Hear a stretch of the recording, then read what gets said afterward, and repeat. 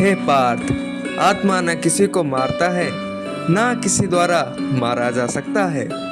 इसीलिए किसके मरने या मारने के शौक के बिना तू अपना कर्तव्य कर।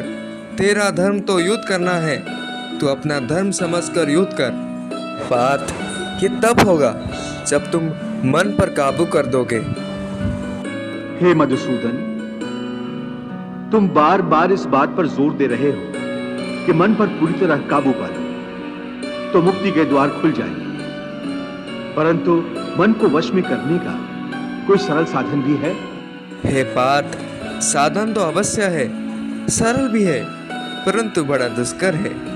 इसका अर्थ यह है, यदि धीरमती वाले हो तो दृढ़ निश्चय हो जाओगे तो ये काम सरल हो जाएगा, अन्यथा ये अति दुष्कर है। ये दृढ़ निश्चय कैसे हो सकता है?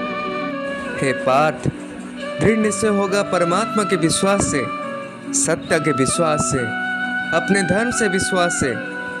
जब तुम अपने कर्तव्य को जान लोगे पार्थ, तो फिर दृढ़ निश्चय होकर अपने कर्तव्य करते जाओगे।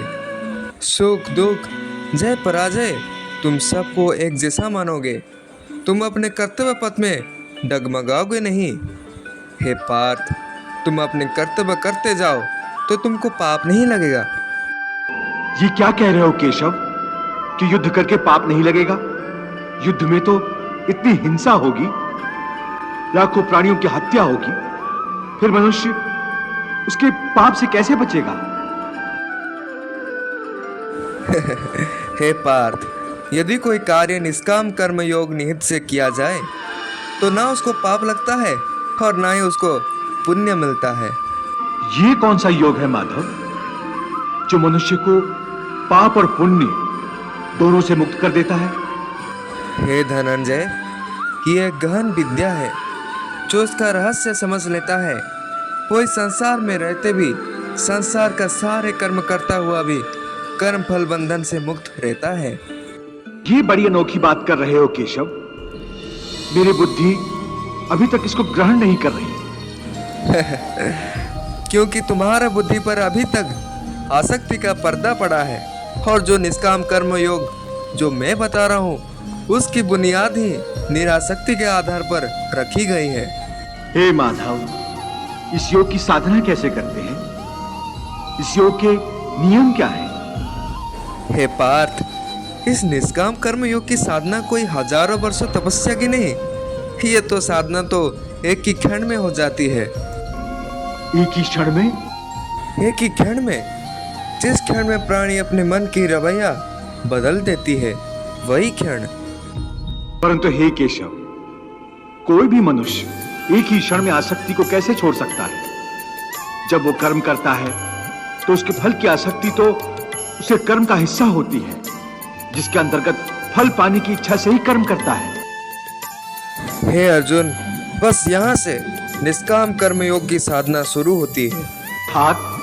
इसका अर्थात यह है, तुमने कहा प्राणी फल की इच्छा से कर्म करता है, परंतु निष्काम कर्मयोग ये सिखाता है कि फल पाने की इच्छा से नहीं, बल्कि अपने कर्तव्य के पूरा करने के लिए, अपने कर्म पालन करने के लिए कर्म करना चाहिए। कर्मण्य बाधिकारस्ते माँ फलेषु कदाचन माँ कर्म फले हेतुर्भु माते संगोस्ति कर्मणि। हे पार्थ, फल पर भरोसा करके कर्म मत करो, क्योंकि कर्म का फल तुम्हारा अधिकार में नहीं है। तुम्हारा अधिकार में सिर्फ कर्म करना है। हे मधुसूदन, मैं जिस काम का संकल्प करूंगा वो काम तो मैं करूंगा ही। जब भोजन करने का निश्चय करके बैठूंगा तो निवाला उठाकर मुंह में रखूंगा ही, तभी तो उसे खाऊंगा। यदि वो हे पार्थ, यदि वो खाने का निवाला तुम्हारे प्रारब्ध में नहीं है, उसे तुम मुंह तक तो ले जाओगे, परंतु उस ग्रास के एक भी दाना तुम्हारे मुंह में नहीं रहेगा। हे पार्थ, प्राणी के पास सिर्फ कर्म करने का संकल्प ही उसके अधिकार में है, परंतु उसका फल उसके अधिकार में नहीं है।